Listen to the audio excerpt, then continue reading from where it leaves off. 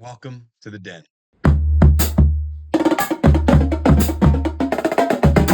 Welcome back to the den, everybody. I am Caden Martz, and as you know, we are here to review Week 14 of the NFL season.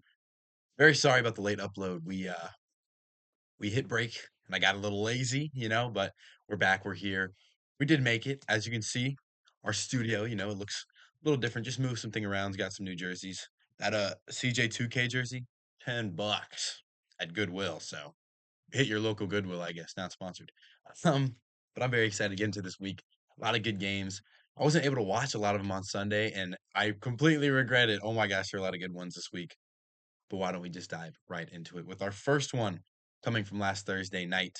The Detroit Lions at home wallop the Cowboys 44-30. It actually was relatively close throughout the whole game. But oh, sorry about that, guys. But yeah, it was if you're a Lions fan, you needed this win. If you're a Cowboys fan, you needed this win. Lions end up getting this one. They move to 8-5, which you're going to feel a lot safer in your playoff chances, especially than where you would at 7-6. But yeah, I think Goff played excellent. There remain some inconsistencies. Like I haven't seen too many of these performances too often from him. There's a lot of games where he is kind of the problem. Kind of you think back to that Philly game. This one he did go 25 of 34, 309 yards, a touchdown, and no picks. Have to give a lot of credit to his weapons. David Montgomery finally was the leading back. One week he had 6 carries for 60. Jameer Gibbs had 12 for 43 and 3 touchdowns on the ground. Jamison Williams continues to look like a possible wide receiver one in the future for a different team. Him and Amon-Ra both eclipsed 90 yards in this game. Um, JMO had 7 catches. Amon-Ra had 6. And then Jameer Gibbs also out of the backfield, 7 catches for 77. I think he might be the best player in the NFL at making yards after the catch out of the backfield. He is ridiculous at that. It's kind of like what McCaffrey was in his prime. Very comparable from Jameer Gibbs. They have Isaac Tesla, and then I'm not sure if I'm forgetting his name, but the tight end, I don't know how am I forgetting his name. If he was playing it, I think he's injured right now. Sam Laporta. But Goff has an array of weapons, and I think these kind of performances that look this good, he should be putting up. But coming in this game, you might have thought as a Cowboys fan, like, hold on, like our defense is we've been playing really good these last few weeks. There's a chance we can shut down Goff, make our look at our pass rush. We could keep Jameer Gibbs quiet, and they were able to do that. But the Lions did a great job at shifting the game plan, or maybe if there was the plan to go with Goff. I mean, 34 attempts. I don't think he's averaging that nearly right now this season. Actually, yes, has a few games where he's just slinging it. But even though Quentin Williams was down there and their D lines looked a lot better, their secondary's not there yet. They just don't have that, and maybe after the last few weeks, it was easy to look at this Cowboys team and overrate the defense just because it's a lot better than it was, but it's still not at a plus unit in the league. It's probably maybe somewhere in the middle, maybe a little below mediocre right now for this Dallas defense. On offense, I thought Dallas was fine, especially considered how good the Detroit Lions defense is as a unit. Attack 31 of 47, 376 yards, a touchdown, and 2 picks, which were really rough. You in a 14-point game, a really crucial one, you don't want to have your quarterback throwing picks like he did in this one, which he's done a really good job at avoiding over the last few weeks. Javante 17 carries for 67 yards and a touchdown. Recently, he hasn't been bad by any means. He's just been a guy who's getting like 4 yards per carry the last few games, and like every carry it's just about 4, maybe 8 if you're really lucky. And like that's not bad. That's not a bad running back, but he was playing at an even higher level earlier, and again, you kind of want that right now if you were a Dallas fan. CD played great. Ryan Flurney, who is going to be our Know My Name player of the week. This is a guy I had no idea who this guy was. Last year he was drafted in the 6th round out of SE Missouri. Assuming that's southeastern Missouri. This guy 9 catches for 115 yards. Freaking, he was out there tearing at the Lions defense more than Pickens was. Pickens only held to 37 yards. Jake Ferguson 58, which is not a bad Jake Ferguson game. And then CD obviously 121 yards was very impressive. But Ryan Flurney, I don't know how to say his name. Florney, I don't even know. I'm gonna have to know his name, and hopefully the audience can too. Obviously, because he had an electric one. But yeah, Lions did enough. Offense looked great, which you're going to need that in the playoffs, especially because we've seen some games where when they go against really talented defenses, they haven't had that. I'm not saying this Dallas team is as talented as a lot of those other ones, but this was a good sign heading into the playoffs. Next game to look at, this was Sunday, 1 p.m. slate, kind of a nothing game until you start to think. The Miami Dolphins, after a 34 to 10 win in New York versus the Jets, are tied with the Chiefs in record, both at 6-7. Tua Tagovailoa, 13 of 21, 127 yards and a touchdown. Jalen Wright out of the backfield. I've praised this Miami backfield with Devon Achane, with Ollie Gordon, hey, saying how they could be a 1-2 punch. Throwing the uppercut. There's Jalen Wright, 24 carries, 107 yards and a touchdown. I mean, that's another possible no my name player of the week right there. He didn't really do anything crazy. His longest run on 107 yards was 12. So he was just, especially later in the game when they had already gone up big early in the game. But Miami has been beating teams by a lot very recently, and I can really appreciate McDaniel's confidence going in this game because on their offensive side of the playbook, it really looked like they were doing a lot of experimental plays, like a lot of end arounds, a lot of sweeps, even like some double reverses. Like they were just throwing everything at New York, and New York's defense does not have the talent level right now to handle that stuff. But yeah, just wild to think that the Chiefs and the Dolphins, after the Dolphins were like, I think they were 2-7 at a certain point this season. They're tied right now on record. And I mean, I'll take a look right now at Miami's schedule the rest of this season. They've got the Steelers, the Bengals, ooh, Steelers, Bengals, Bucks, Patriots. And that's after they got all these wins versus Jets, Saints, Commanders, Bills was their last four. That's gonna be tough. So if you're a Dolphins fan, if you're hoping for the playoffs, there's always a chance. Technically I think they still are in the hunt, but man, that's gonna be rough, especially because you're in the AFC East and you're definitely not getting a bid past a team like New England. I think it might be impossible. Yeah, it's actually impossible for them to secure the top seed in the AFC East. But still nice to see.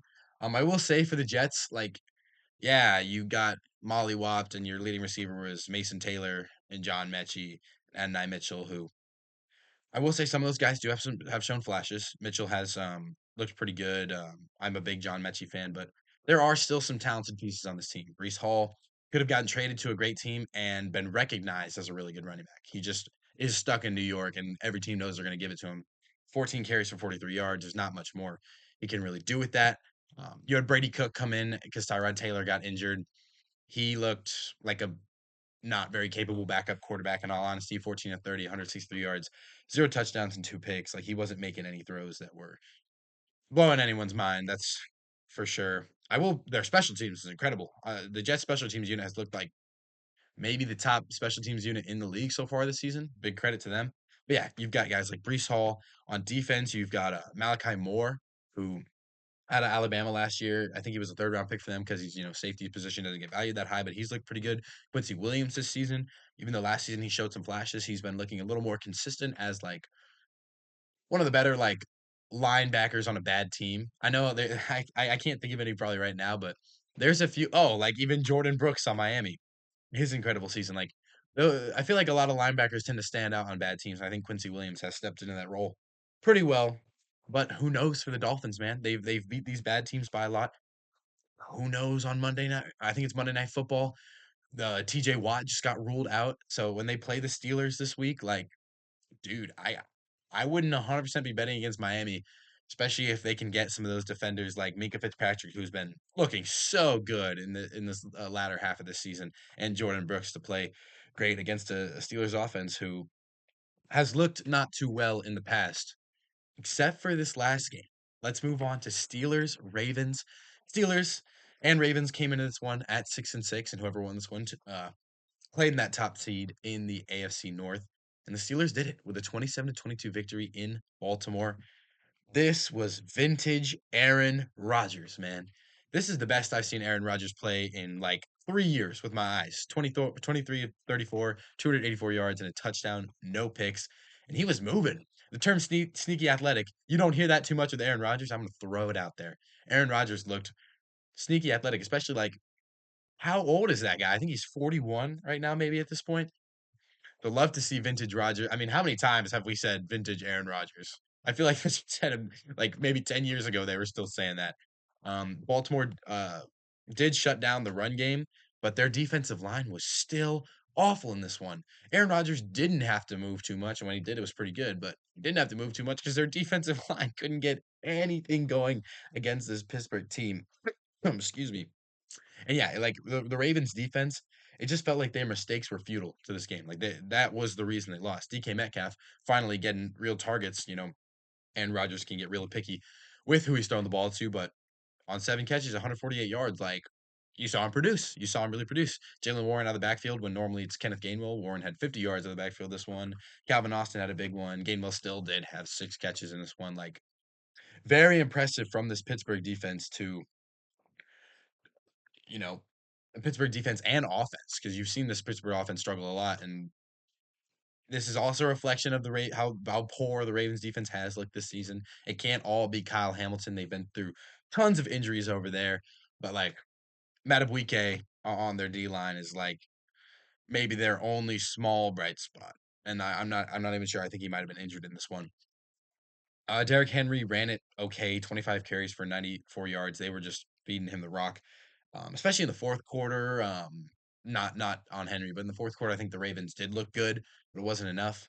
Rashad Bateman, who I've been like kind of a fan of him, liked him coming out of Minnesota. He has looked rough this year. Um, I think in the past game, yeah, he like 2 catches for 23 yards, and I think he had a drop somewhere in there that was just not good. Um, I don't know who the Steelers OC is, but he's doing a good job, right? Or in this one, he did. There was a gorgeous. It was like a Kenneth Gainwell pitch, and it was blocked so well, and that kind of again put on display how poor the Ravens D line was. But yeah, that was a gorgeous play. Just a lot of things went right for the Steelers in this one, which they needed to. This is a huge game for their season. Um, Last thing to talk about in this game is the likely catch. I personally think it's a little silly to, as a fan of the game, as just a watcher, be like, "Are you serious? That was completely a catch." Nobody knows what a catch was. I don't know what a catch is. You don't know what a catch is. The league doesn't know what a catch is. So yeah, if I was a ref and I was making the rules, I probably wouldn't have called that a touchdown. Just because if I'm not even a football fan and I don't know what it is, it doesn't really, if he doesn't hold on to the ball, it doesn't seem like a catch. But my input probably means just as little as yours, and I just think it's a little silly to discuss what is a catch because no one really knows. Next game I want to look at, and boy, did this one make me happy. The New Orleans Saints went to Tampa Bay, got a 24-20 victory. The next episode, we'll probably talk about the Falcons game. But right now, thanks to the Saints, thanks to the Falcons, some of the Panthers' enemies, the Panthers sit atop the NFC South. But this isn't about the Panthers. This is about Tyler Shuck. Man, is it going to get interesting. Saints sit at 3-10. I believe they're sitting in a top 7 pick position, maybe top 5. And when they get to that spot where they may have Mendoza on the board, Dante Moore if he commits, Ty Simpson, you have seen some nice flashes from Tyler Shuck this season. He is clearly, I wasn't a fan of putting him in over Rattler. I didn't see much coming out of Louisville for him, but he certainly looked better than Rattler. And he certainly looked better than just like a fifth, sixth round QB because he was drafted with the 39th pick, I believe, for a reason. He showed that. Uh, his numbers weren't insane today. Rushing, he was put me on. I didn't know he was an athlete like that. His runs were insane. He had 7 carries for 55 yards and 2 touchdowns. One of them was absolutely gorgeous. But like, if you're the Saints, you're gonna get to that draft position and be like, maybe we don't trade up. Maybe we do just stick with Shuck. Personally, if it were me, I'd wait till the end of the season, see if you keep getting results like this from Tyler Shuck. And if he plays like he did, relatively efficient, not too many mistakes, and you see flashes of his athleticism, his arm, I don't think there's exactly a problem with rolling with Shuck, especially in a kind of weaker draft class in this one. Devin Neal had 70 yards on the ground and a touchdown for them. Crucial to this win. Devon Vele, 3 catch for 40, led their receiving game. They didn't have too much going through the air. Really, a lot of this one was their defense and the Bucks' poor offense. Earlier this season, Baker Mayfield was probably top 2, top 3 in odds-on favorite for MVP. and that just isn't here. I will say in this game specifically, I don't think it's as much on Baker as it has been in the past. Um, you saw his connection with Godwin was pretty good in this one, 5 catches for 55 for him, but 14 of 30, 122 yards, a touchdown, and a pick. A ton of failed fourth down conversions, I'm pretty sure. I think they were like 1 for 5 at some point in this game. And like, where's the urgency? Where's the exigence? This division is now actually not yours. And it really never felt like that until or after week like 8 when they started losing games. And now I think are they in a 5-game losing streak right now, maybe? Or maybe it's like they've lost 5 of their last 6. Like, Bucks are in serious trouble here. And they play the Panthers next week. I obviously recording this late, it's a little hard to explain. I think they play them in week 16. Like, if the Panthers beat the Saints and if the Panthers beat the Bucks that one, I'm pretty sure the Panthers secure the top seed in the NFC. Like, you have to be scared. Todd Bowles, I don't think anyone's a huge fan of Todd Bowles, but it might be his time to go. And Bucks fans are gonna start getting angry because they've been good the last few years and they've seen good results, and they're not seeing that right now. I thought Bucky Irving was all right in this one. Um, I think the Saints front seven, give them a lot of credit. They were kind of bullying that Bucks O line, and that's part of why I say not too much of this one was on Baker, because he was getting pressure every single play from the Bucks front or from the Saints front seven. But Bucky Irvin, yeah, only held to 55 yards on 15 carries. Rashad White, 53 yards. Baker ran for 42. Sean Tucker ran for 29. Kind of a committee system there. But like, if you're handing out, how many carries is that? That's 26 plus 7. My math serves me right. You're handing out, hold on, 33 carries, and you're not even, it's not nearly enough, if you're going to rely on your run game that much and you want to be a top seed in the NFC and you want to, be viewed as a scary, Super Bowl contender.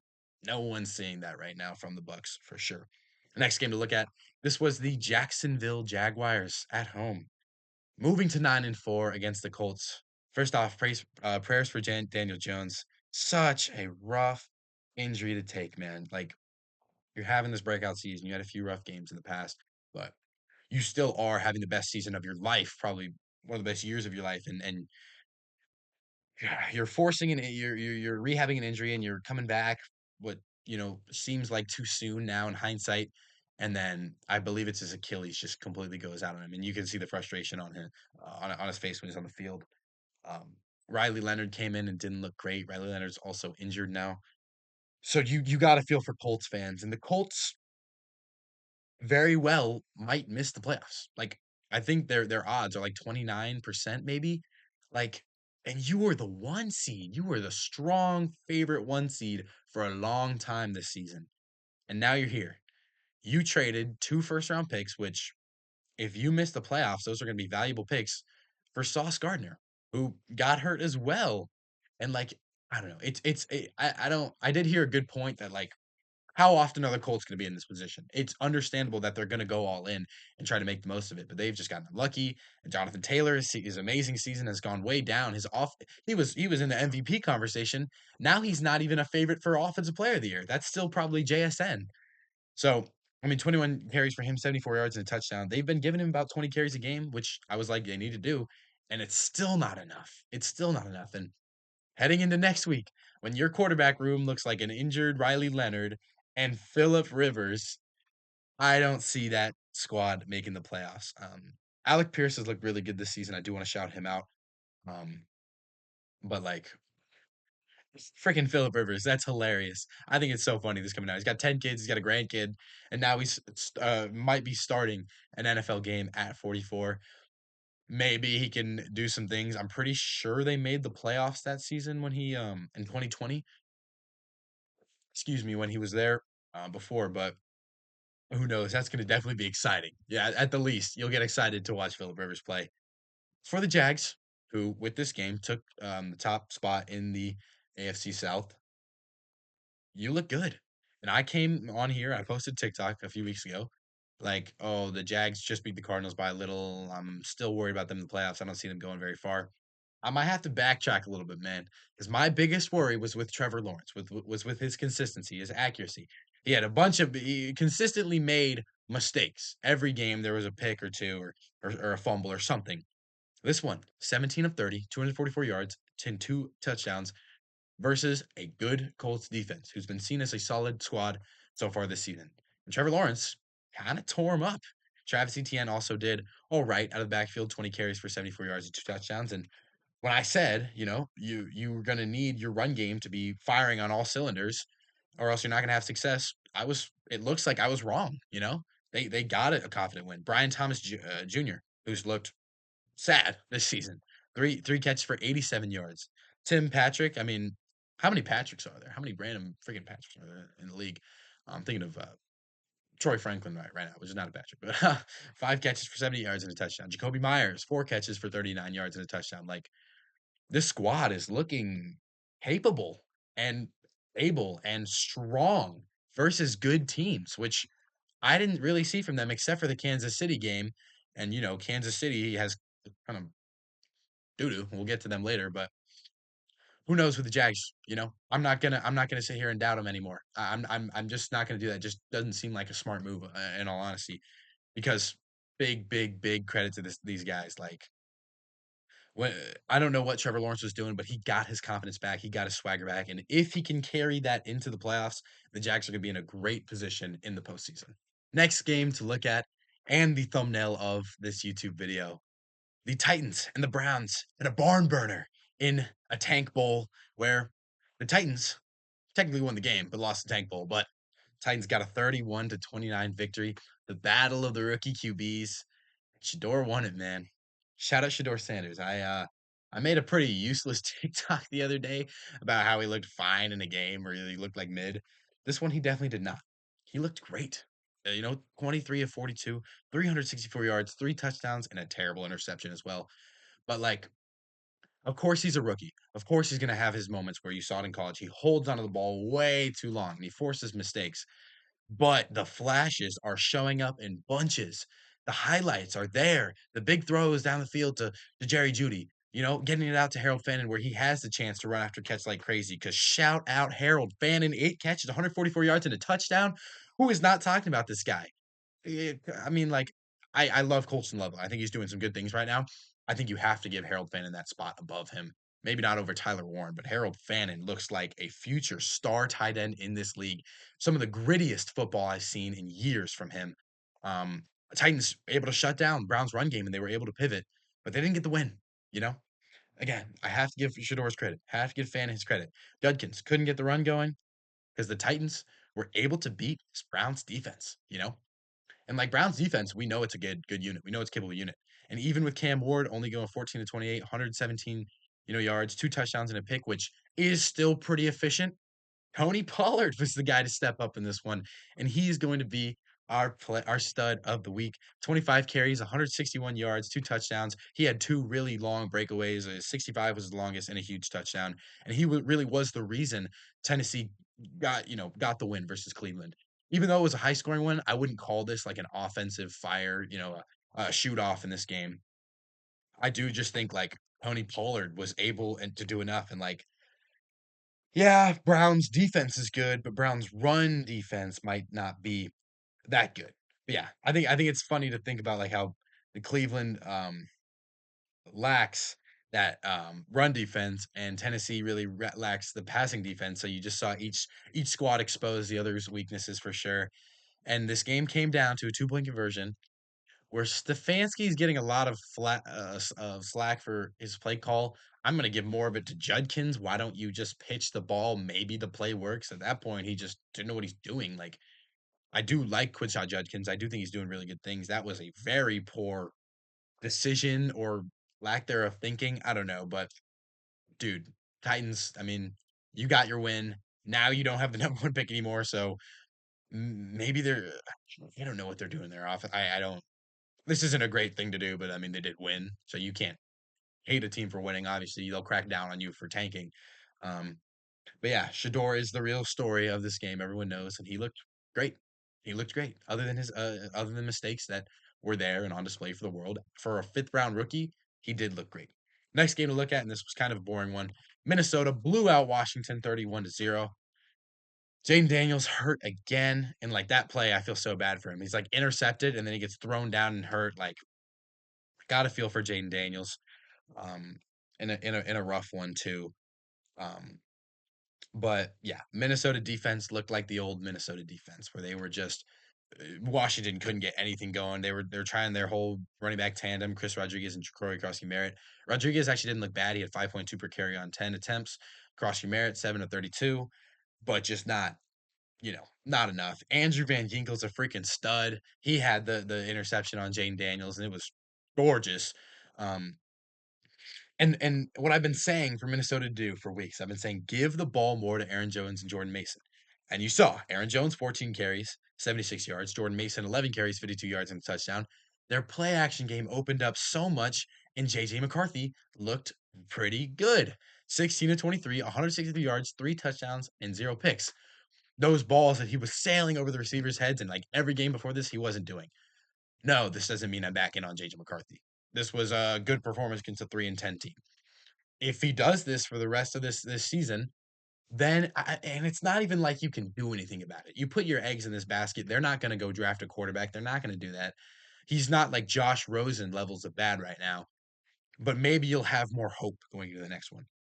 Jordan Addison did pretty good. Jalen Naylor, who I'm kind of a fan of, 3 catches for 30 yards. Like they look good. Josh Oliver had 2 touchdowns in this one, which shout out Josh Oliver, former Jag, I believe.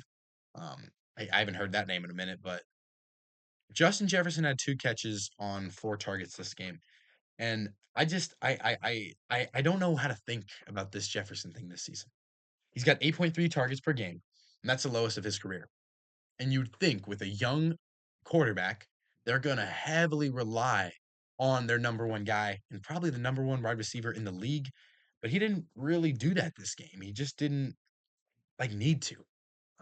In this one, he definitely didn't need to, but in games past, I think it would probably be good. Go back to Jefferson. He's just not getting the targets. So I don't be shocked. Don't be shocked, even though he hasn't been complaining, he hasn't been doing anything in the media. Don't be shocked if he requests a trade because this team's definitely not going to make playoffs this season. And Justin Jefferson is a playoff caliber player. Just one more thing on JJ McCarthy. Um, again, looked really sharp and fit balls into tight windows again, which we just haven't seen him do. He just wasn't hitting the right throws before, and he really wasn't this one. So maybe if JJ plays in the future, I can start to get back on that train. But still, even after a good performance in this one, I'm going to be a little lenient on JJ McCarthy right now in terms of bleeding him. Next game to look at, the Atlanta Falcons took a big 9-37 loss to the Seattle Seahawks, who moved to 10-3 and looked like one of the best contenders in the NFC for the Super Bowl this season. This game was tied at half. This game was 6-6. I mean, like Atlanta looked good. Bijan was running it well. He still ended with a solid game, 20 carries at 86. Algier wasn't very efficient, but I do think Algier looks pretty good. 11 carries for 34 yards. Um, Kirk Cousins even looked pretty darn solid at the beginning of this one. 15 to 30, 160 yards, but he did have 0 touchdowns and the 2 interceptions, and they just made mistakes. Um, so yeah, but Rashid Shaheed's kickoff return to start the second half was the catalyst and did start them really dominating this one. Sam Darnold looked like a very good version of Sam Darnold, 20 of 30, 249 yards, 3 touchdowns, and just a pick. Zach Charbonnet, 7 carries for 46. Bayless Jones, again, another team where I was like, oh, it's going to be a running back tandem. It's a running back trio. Bayless Jones has been getting involved a lot in this offense. 32 yards for him. Kenneth Walker, not efficient. 29 yards on 10 carries in this one. So obviously not what you want to see from Kenneth Walker, but they have enough guys to step up around him.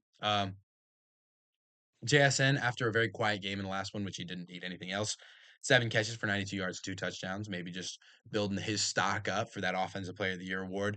Shaheed, this was probably the first game where Shaheed looked like he was worth the trade, he was worth the move, he was worth going out of his way to get another receiver, which it definitely seems like a good decision for this team because their offense is their weaker position group. And when you have a defense that's this good, you want to make moves that is going to make you a Super Bowl contender, and they've done that, and they've looked like one.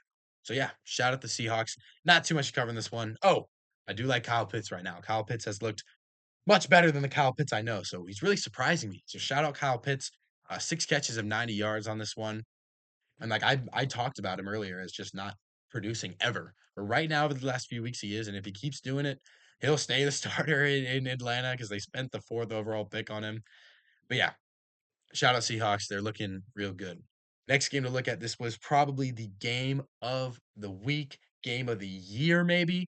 This felt like a real high intensity playoff matchup. Buffalo Bills 39, Cincinnati Bengals 34. And it's interesting to think about how these two teams have been so dominant. That's why it feels like this. This was a 9-14 or a 8-4 team going against a 4-8 team. You normally don't look at these matchups like this, but Joe Burrow is kind of just that good.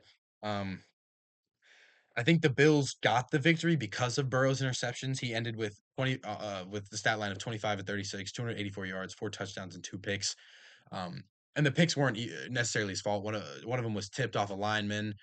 The other one was like a defensive end play where he jumped up, but that was the reason they won. I mean, the Bengals looked better than Buffalo. Is that a scary thing for Buffalo right now? No. We've seen this Bengals team go and beat the Ravens this season, which I guess isn't a crazy win, but beat the Ravens because of Joe Burrow being back. They have their talent ceiling, here. Chase Brown, who I'm a big fan of, could not get going in this one. 12 carries, 23 yards, and a touchdown. Samaje Perine was all right, but he normally gets some carries. Got about 5 yards per carry on this one. But yeah, Buffalo was able to climb back with their defense stepping up, which we have not seen this season. We have not seen Buffalo's defense make plays like this, and they really did in this one. Josh Allen looked incredible, 22 of 28, 251 yards, 3 touchdowns. James Cook, 18 carries for 80 yards. He's doing James Cook things, even though he did have the 2 fumbles in this one that were very costly towards them, but they still came out with the win. Dawson Knox and Dalton Kincaid led the receiving room, each Dawson had 6 catches for 93. Kincaid had 4 catches for 41 and a touchdown. And even their other tight end, Jackson Hawes, had a touchdown in this one as well. He's an incredible blocker, but yeah, this game was incredible. Also, shout out Mike Gesicki. Um, the Bengals receiving room, is we know it's super good, but now that they've added Mike Gesicki, and Mike Gesicki is starting to look like maybe 2022, 2021 Mike Gesicki on Miami. He's looking like a real stud. 6 catches for 86 yards and a touchdown. Very impressive from Mike Gesicki. Um, and he's like just like you like to see these guys have resurgences, and if he continues this, you could really look at him and start to put him back in those top tight end conversations. But just incredible Gesicki catch, and then incredible T Higgins. That's like playoff Mahomes prime level drive they had at the end of this game. But then Josh Allen's legs came in to play, and I do think Josh Allen's legs need to be game planned more for other teams. I'm a huge Cam Newton guy, obviously being a Panthers fan, and I've kind of discredited Josh Allen's rushing ability for a while because I hated when people would say like it's better than Cam's, but it might be on par with, like he really does flip games upside down. 3rd and 15, they need a big play. Josh Allen, the Bengals don't set a spy out for Josh Allen. He runs for the first down, game's over. Like, this is why you do need to game plan for Josh Allen's legs. Next game I want to look at, and apologies for kind of running through this a little quick. Broncos got a 24-17 victory versus the Raiders. This game looks closer on paper. And, as a professional Broncos hater, obviously, I could say, oh, they only beat the Raiders by 7. They actually did dominate the Raiders in this one. Geno Smith can't be a starting quarterback for the future. It just can't happen. And the Raiders are probably the number 32 team in the league for me right now. Like, they have some nice players. Ashton Genty's got a great future. Brock Bowers is incredible. Jack Beck, also the TCU receiver that got drafted this year, 6 catches for 50 yards. He looked good, but their offensive line is terrible and their defense is pretty darn bad. Bo Nix played a really nice lights out game in this one, 31 of 38, 212 yards, no touchdowns, no picks. RJ Harvey, I've been a little worried about RJ Harvey because he hasn't been efficient. He hasn't looked like he's improving their offense at all. 17 carries, 75 yards, and a touchdown. Cortland Sutton had a good one. Pat Bryant had a good one. Little Jordan Humphrey, one of the friggin' tallest receivers in the league. He had 3 catches for 27 yards in this one. So yeah, just looking at this game, Broncos defense was solid, and maybe other than some deep throws, which Gino was able to hit on this team, but it is the Raiders, so I will have to, I'm not going to make too many judgments on this one. I will have to see them going against some better teams in the future because I'm still got the win versus the Raiders by 7, but I'm still going to be concerned. And their last 3 games is Jacksonville, Kansas City, and L.A. Chargers. And LA looked really good this week. KC, we know what they are. Jacksonville looked real good in this one. Oh, they also have the Packers before that. So this is gonna be a nice stretch to watch. Those would be some darn good games. We got a primetime one in there as well. So excited to see how Bo Nix and how this offense, because we know their defense is going to be capable of holding these good teams. They don't do too good of a job of holding bad teams to like even less than they hold good teams, but their defense is always consistently one of the better units, obviously, in the league. I mean, we know Nick Bonito, freaking their entire, you know, they had the defensive player of the year from last year, who's Pat Surtain.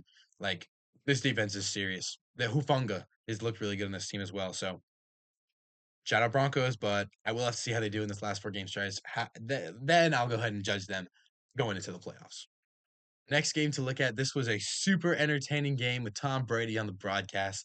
The Packers got a 28-21 victory against the Bears.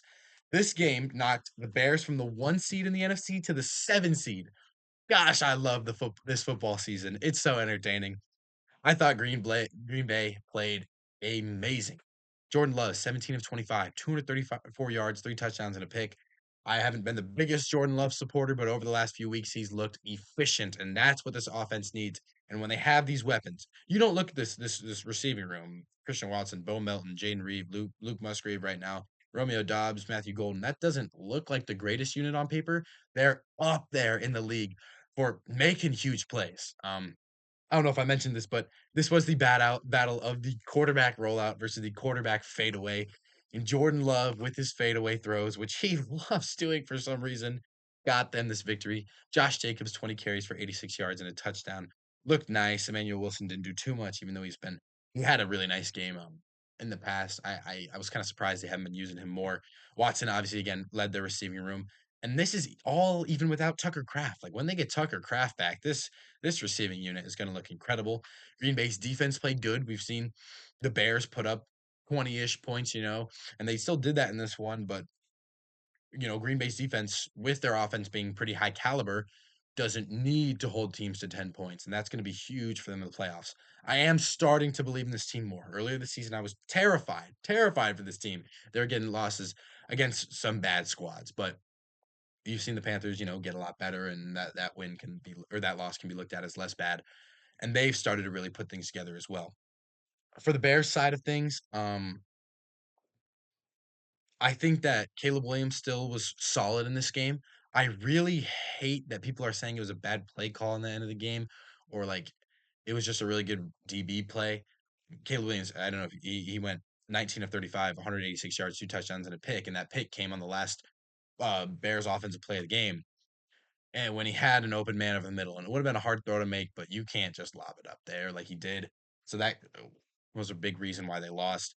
DeAndre Swift and Calvin guy continuing to be that, duo in the backfield, and I thought they were fine in this one. You probably need more from them in the playoffs, which I'd imagine the Bears are going to make this season. But 63 yards and 57 yards on really heavy on 27 carries between the two, it's not really enough. Just in all honesty, especially because you don't know how well Caleb Williams is going to play in those high pressure games. We haven't really seen him there. I do like Luther Burden, and seeing him get 4 catches for 67 yards and leading this receiving unit was nice, Um, but yeah, Green Bay Packers get a win that they needed, and they move really far up in this NFC that's going to be super contested and start to look like a team that's capable of a Super Bowl one run, which most people thought. Really starting to come around to it now, and a lot of that was concerns with Jordan Love, but in this one, he got it done. He looked good. Next game to look at. This was probably one of the few boring ones this week. The Rams got a 45-17 victory over the Cardinals. Matthew Stafford bounces back to looking like the super ball secure and sharp quarterback. 22 completions for 31 attempts, 281 yards, 3 touchdowns, no picks. Blake Corum and Kyron Williams as a running back tandem are still doing really good, but it's being led by Corum recently. Corum 128 yards on only 12 carries and 2 touchdowns, while Kyron, was also doing great stuff. 13 carries for 84 yards and a touchdown. Like Blake Corum starting to take over this backfield, and I'm a Blake Corum enjoyer. I love these short, stout Michigan running backs who are doing this stuff, and he's really stepping up in this bigger role. Um, Puka Nacua balled out, 7 catches, 167 yards, 2 touchdowns. He was also in that Offensive Player of the Year conversation earlier this season. It's gone down now. I don't think that's even possible for him to win that award at this point, but Yeah, Rams starting to look again like the clear number 1 seed in the NFC, which they wanna be heading to the playoffs. They're tied with Seattle in record right now. Green Bay sneaking up on them, but I think they're gonna be okay to keep that spot, especially when they're putting up good performances like this, which teams like Packers couldn't do.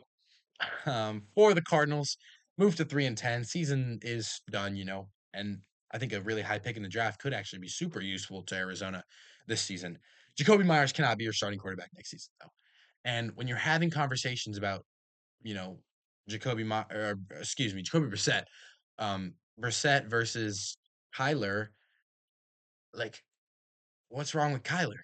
Because we've seen Kyler look, you know, not great this season, but they started 2-1, I think, and like Brissett's looked fine, but they've been giving him 40 plus pass attempts per game. He had 44 attempts in this one, 271 yards, 2 touchdowns, and a pick. Like, not terrible, but not enough to beat the Rams for sure.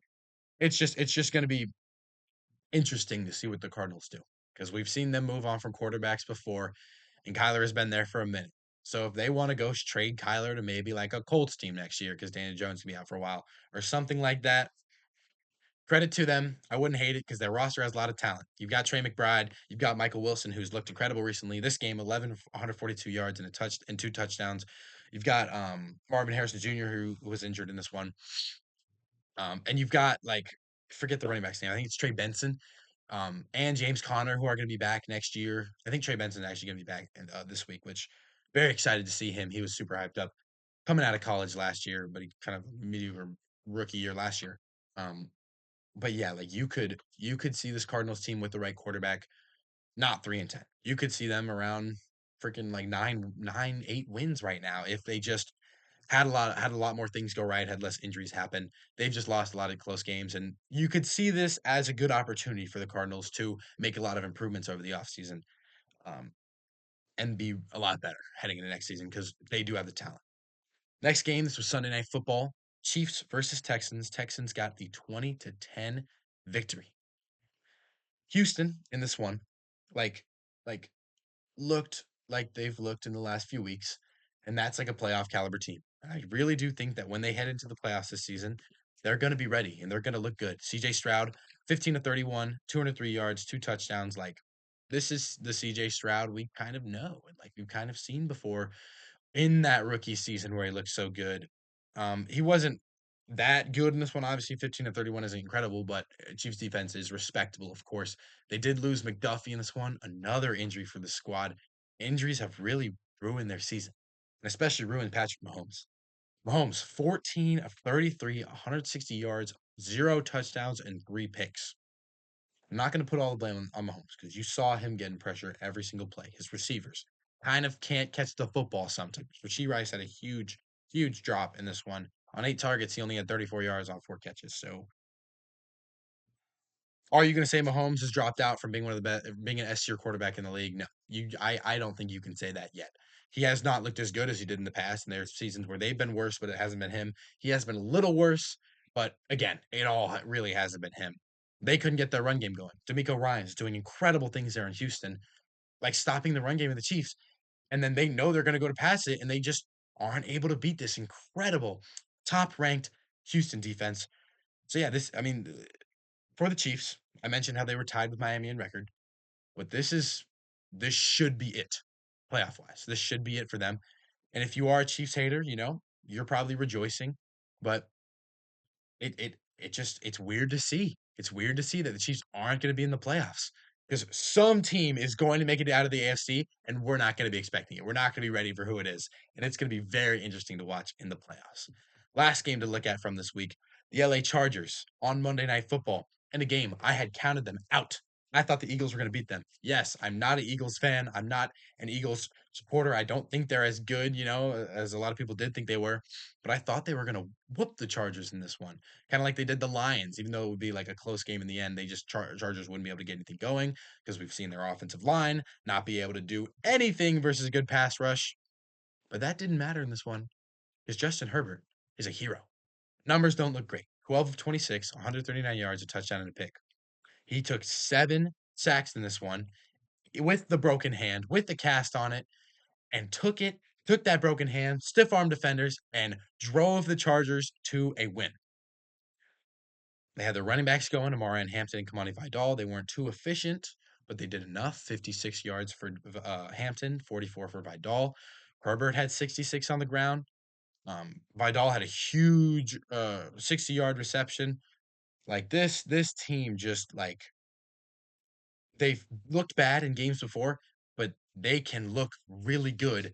That's sometimes all you need for a deep playoff run. Now, as I said in covering the last one, who knows what team is going to make it out of the AFC?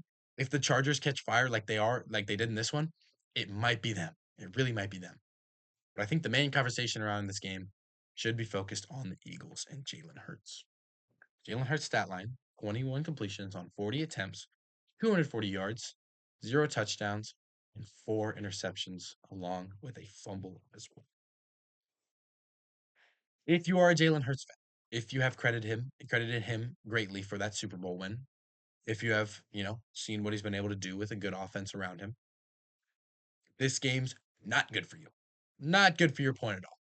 And I've never been a guy to say Jalen Hurts is top five. I've never even really been a guy to say he's confidently top 10 in the league, which I would say he probably is top 10. But this game was bad. And this Chargers defense is good, but it's not a team that should be holding Jalen Hurts to 0 touchdowns and 5 turnovers. AJ Brown has been getting heavier targets, 13 targets in this game, ended with 100 yards on 6 catches. Goddard had 8 catches for 78. Devonta Smith had 37 yards, but it just wasn't enough. And if you're having a game where Saquon Barkley is getting 122 yards on 20 carries and a touchdown, stuff he was doing regularly last year, and that's why they were so good, and you don't win, you need to get this win if you're getting that Saquon performance. Because you're not getting those from him at all this season because teams are focusing on him.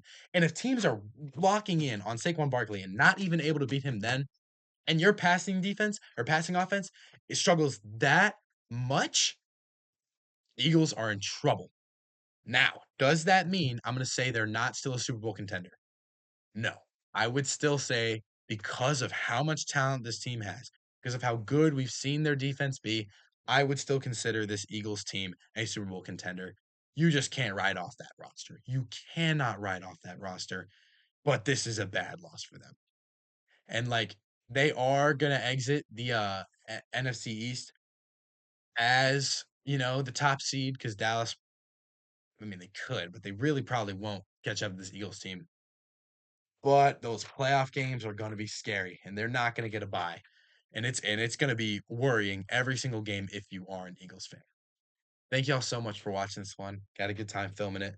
Again, sorry for the late uploads, even though it is break and we're all still super busy. I hope you do have an amazing, wonderful day. Remember that Jesus, God, and me love you. You are loved by many people in your life. Have a good one. Goodbye.